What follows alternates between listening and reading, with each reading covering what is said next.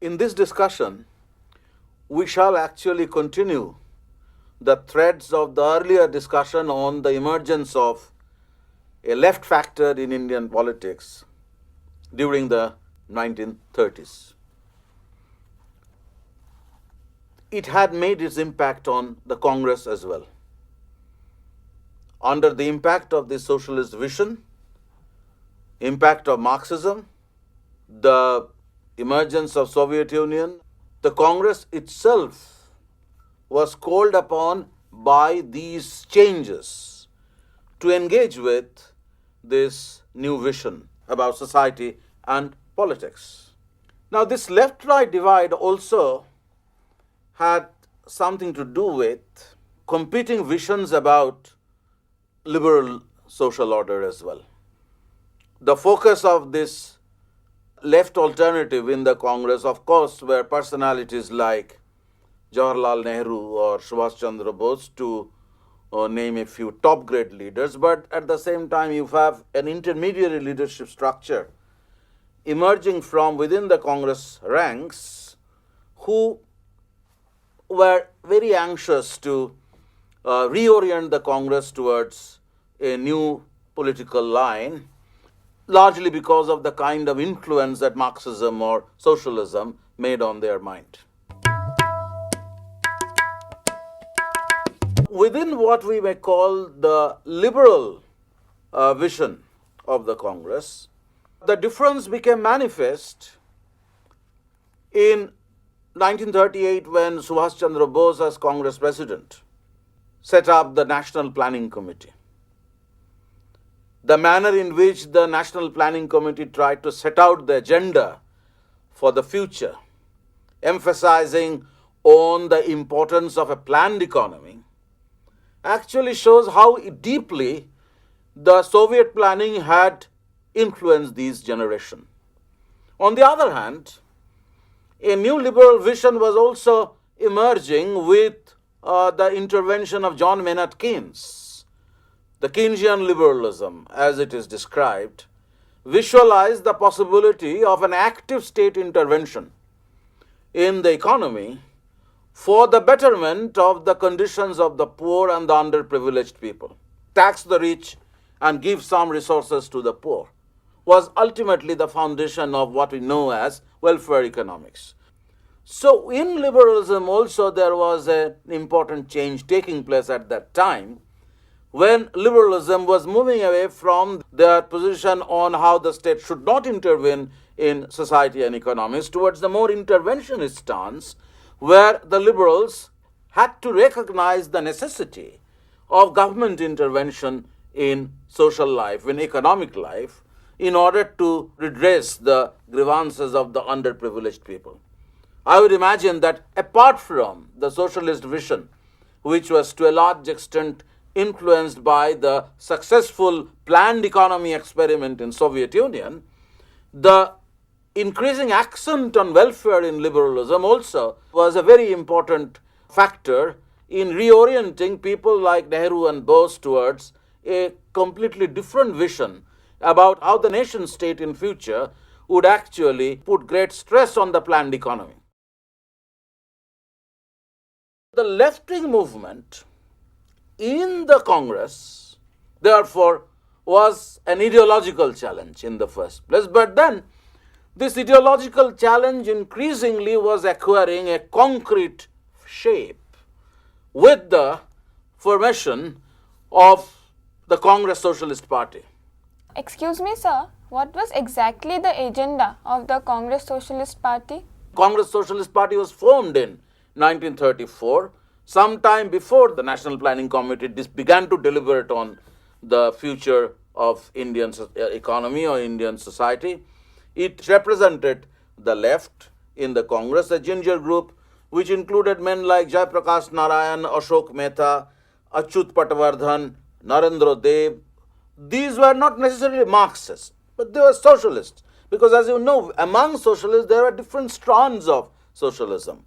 Some felt that the state must be more active in promoting welfare. Some felt that workers' cooperatives needed to be set up to allow the workers escape from the oppression of capitalism. Some felt that the workers must participate in a revolution in order to create a new society. Socialism had different strands. So some of these men were not necessarily Marxists, but a few of them actually were oscillating between the old kind of socialist vision, the Marxist vision, and incorporated words like scientific socialism in their agenda. So CSP can be counted as the more organized expression of this left-wing vision or socialist vision in Indian politics. Despite their socialist leanings, they decided to work within the Congress on the calculation that it would be possible for them to reorient the Congress towards a new direction. Socialism for some of them was a rhetoric. In the future, some of these Congress socialists moved away from the position that they had taken in the 1930s. But if you look at the Congress socialist leadership structure, you see a measure of deep commitment to an entirely new vision. And they naturally looked upon men like Jawaharlal Nehru or Subhash Chandra Bose as their leaders. But Nehru and Bose, none of them joined the Congress Socialist Party. They didn't. They also, we find in them a lot of ambivalence and ambiguities. They were willing to sail with the socialists. They were willing to accept the socialist rhetoric, but they were not always ready to break with the mainstream leadership, with the dominant leadership of the Congress or with Gandhi. When we actually look at this agenda, we see the very important difference between the Congress socialist vision and the mainstream Congress vision. The Congress socialists were very keen to adopt a radical agrarian program. They were willing to go to the extent of suggesting complete abolition of zamindari, a position that many of the mainstream Congress leaders were not willing to take. They were connected with the Kisan Sabhas. They derived much support from the Kisan Sabhas. They were espousing the cause of the state people. So they were suggesting that the Congress must adopt a more positive attitude towards the movements that had already started happening in these princely states by bringing them within the Congress fold. In other words, extending nationalism into the princely states which had remained for many years insulated from these movements. They were in favor of protective legislations for labor. They wanted to reduce working hours. They wanted to extend health insurance facilities. They wanted to improve on the living conditions of the working hours, giving them better housing, improving on wages. They were in favor of more radical mass mobilization at a time when the congressmen were not ready for embarking on another round of mass mobilization and mass movement. Congress socialists were very emphasizing the need for the Congress to undertake immediately mass movements. They were willing even to cross the Gandhian limits in order to achieve the success. And finally, you have this notion of the planned economy. What was the strength of the Congress Socialist Party, or rather, from which section of the Indian society did they derive support? In other words, what sort of people were there? I mean, who were the people who actually rallied behind the Congress Socialist Party? Now, the answer to this question has to come to terms with the complexities within Congress politics. There should always be men who are not so committed to this Congress Socialist vision ideologically, but they would still pay lip service to this socialist or radical rhetoric in order to settle their scores within the organization. People not committed so wholeheartedly to the socialist vision would still be aligned with the Congress socialists in order to achieve a kind of prominence or dominance within the organization. But others, like Narendra Dev or Jayaprakash Narayan, were ideologically motivated people, and one of the major sources of support for them, of course, was the connection with the Kisan movement. They were closely allied with the Kisan Sabhas. Many of their supporters came from the Kisan Sabhas. And around 1936, when the All India Kisan Sabha was formed, it was formed on the basis of the emergence of several such Kisan Sabha outfits all over the country. N.G. Ranga, for example, a leader from Andhra, had established a very powerful Kisan movement in Andhra. So N.G. Ranga was a leading Congress socialist. In Bihar, Swami Sahajanand had already started mobilizing the peasants. After the Kisan mobilization had come to a halt for some time during the early 1930s, there was a revival, there was a renewed initiative towards peasant mobilization. But because of the Congress socialist intervention, because of the kind of persuasion that the Congress socialists were able to make, Sahajananda was also increasingly becoming attracted to the socialist rhetoric, which he didn't uphold earlier. He was not in favor of complete abolition of zamindari, but increasingly, because of the connection that the Congress socialists actually maintained with people like Sahajanand, with Kisan Sabha activists, the Sahajanand also began to shrug off his initial hesitation about the radical program and adopted it as a part of the Kisan Sabha agenda. In the labor movement, the communists had already become very active. We have seen already how communists were becoming involved in mobilization and labor, along with others, of course, but increasingly in certain parts of in Bombay or in Bengal, the communists were becoming a very powerful factor in the labor movement. And with these communists, the Congress socialists had their connections.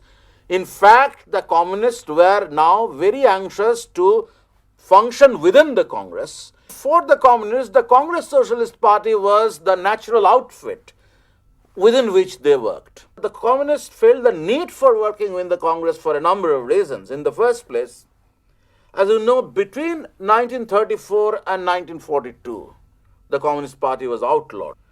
So it was natural for the communists to use the Congress as their cover. They wished to advance the interest of their party or the kind of ideology that they were espousing. But at the same time, in order to survive, they needed a cover and they decided to function within the Congress Socialist Party, of course, was their choice. Some of the Congress socialists, however, through a process of disillusionment with the Congress, moved away from Congress socialism later to form the Communist Party in certain regions. Take, for example, the cases of A.K. Gopalan or A.M.S. Namboodiripad in Kerala. They started as radical congressmen. They were involved in the Congress Socialist Party in the region. They were involved in Kisan Sabha activities. Namboodiripad, for that matter, was a close collaborator of N.G. Ranga. But gradually, these two leaders became the main foundation of the Communist Party in Kerala. Sundaraya in Andhra Pradesh, for example, was a Congress socialist.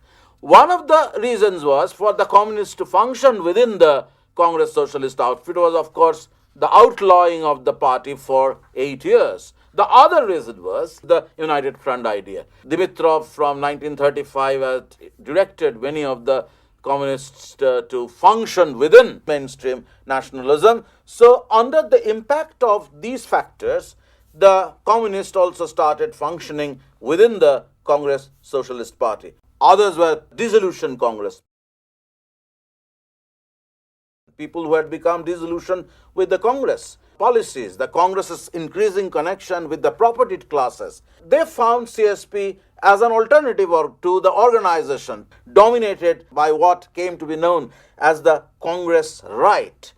In the context of the gradual petering out of the civil disobedience initiative, and after 1937, when the Congress accepted office, and the Congress right increasingly displayed extremely conservative tendencies. So the right was becoming defined within the Congress as against whom the left was pitted in the 1930s, when some future communists were using CSP program as a part of their apprenticeship with radical politics. In this context, the divide between the right and left that we have been talking about became very clearly defined. There was a defined left-wing group in the Congress.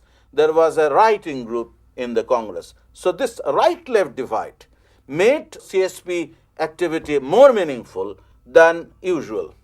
Sir, what was the nature of this right-left divide in the Congress? In the first place, it's an ideological challenge. It's an ideological level, one may say.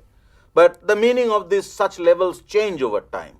Somebody who is a right today may be a left tomorrow. Somebody who is a left today may be a right tomorrow.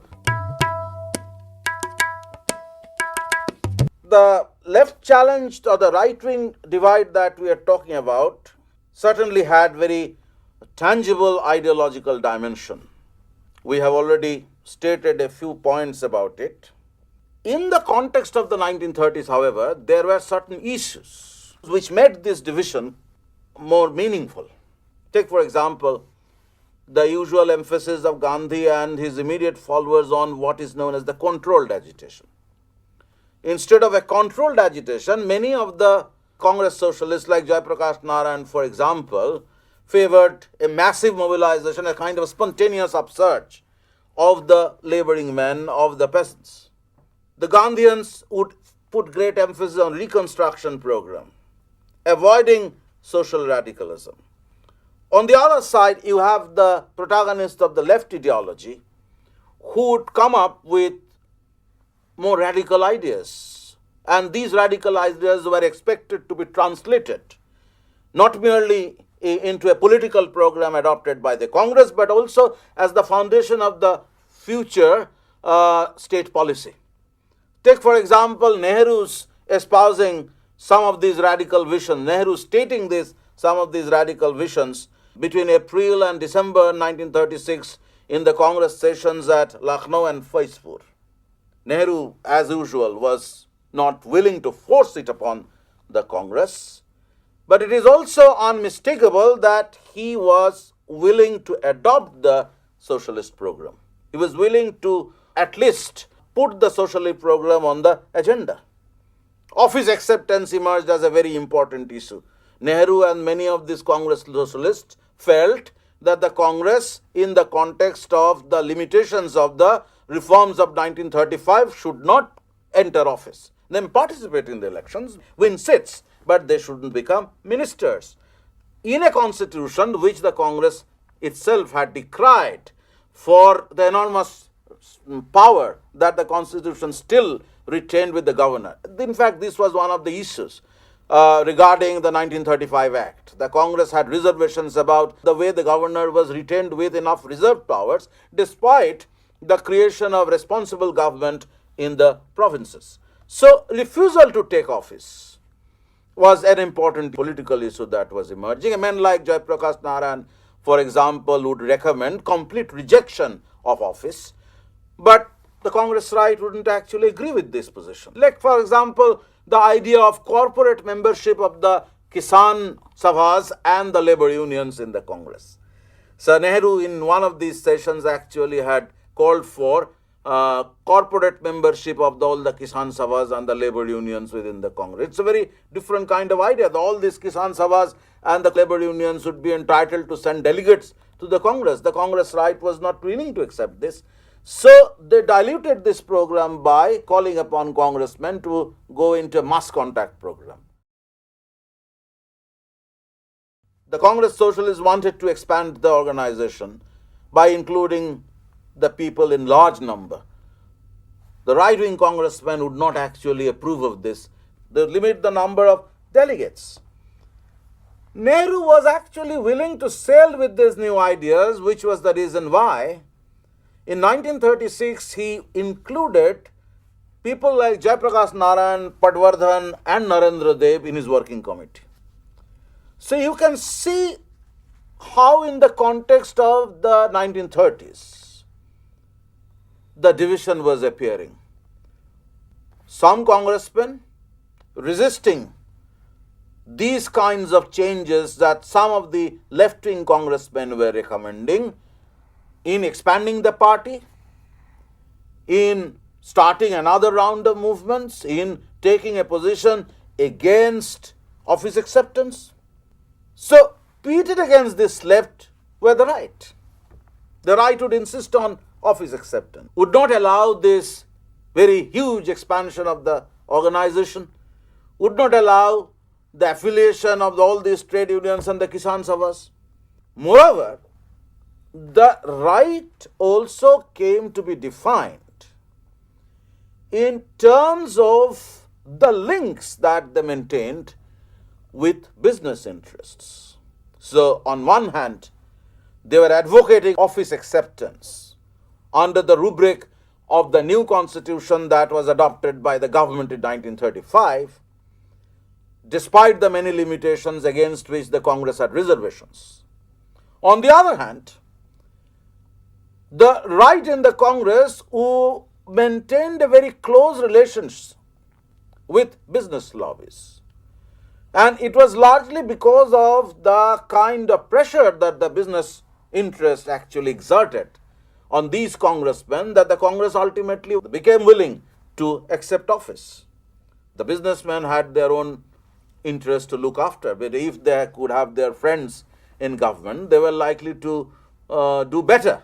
Now, some of these men, whom historians eventually would come to describe as the Congress right, were also people who had resisted the idea of council entry in the 1920s, when, as you know, this issue of council entry had led Swarajya leaders like Chittaranjan Das and Motilal Nehru to form the Swarajya Party.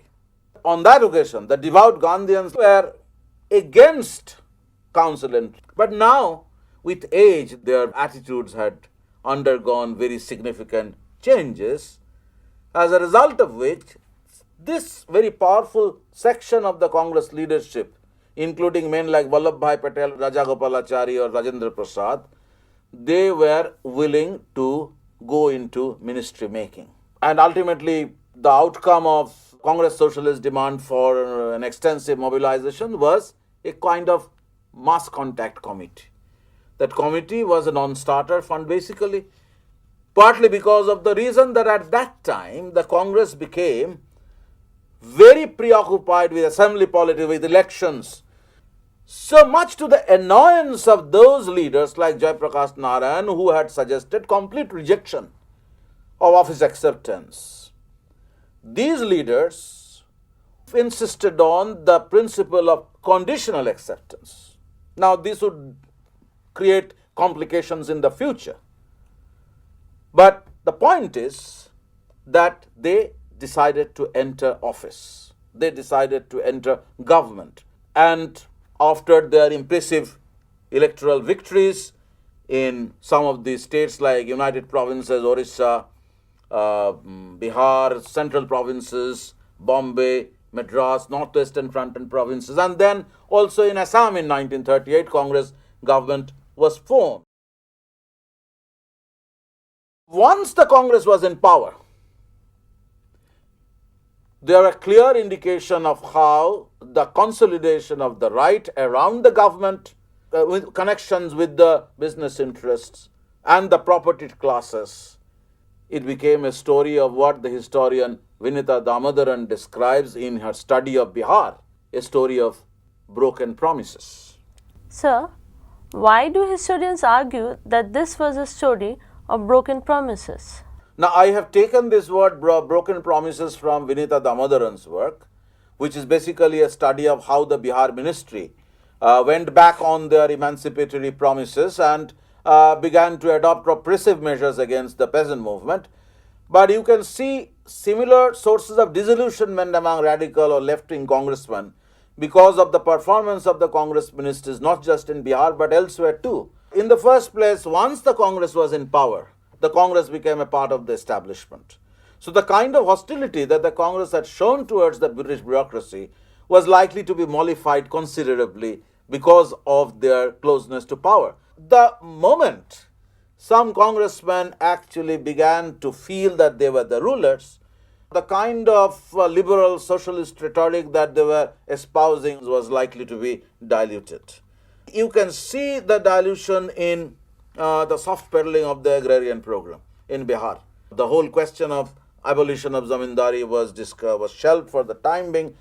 You have the case of the Bombay Trade Disputes Act adopted by a government under Vallabhbhai Patel, which actually provided for heavy penalty and jail term for participating in illegal strikes. So there are many instances of how Congress leaders now in government were actually going back on their emancipatory promises. They were now wholeheartedly on the side of order, stability and property, They were willing to coerce the trade unions. They were against Kisan movements. So this is the evidence on which basis some historians would argue that once they were in power, they moved away from their earlier position. The consolidation of the right ultimately managed to create a complete stranglehold over the organization with the ouster of Subhash Chandra Bose from Congress presidency in Tripura. You know that at Tripura Congress, Subhash Bose banked on the left support within the Congress. Subhash Bose was a man of the left. The CSP had propped him up as the claimant for Congress presidency in Tripura, but as you know, Gandhi stated that Subhash's victory over Sitaramaya was my defeat, and finally you have this very murky story of how Subhash Bose had to abdicate his presidency. And I think the Tripura debacle drew the final curtain. So you are looking at this period when the Congress left and the Congress right were pitted against each other. There were deep reasons for them to feel estranged from one another. So this gives you a sense of how the left-right divide in the Congress had evolved in the course of the latter half of the 1930s.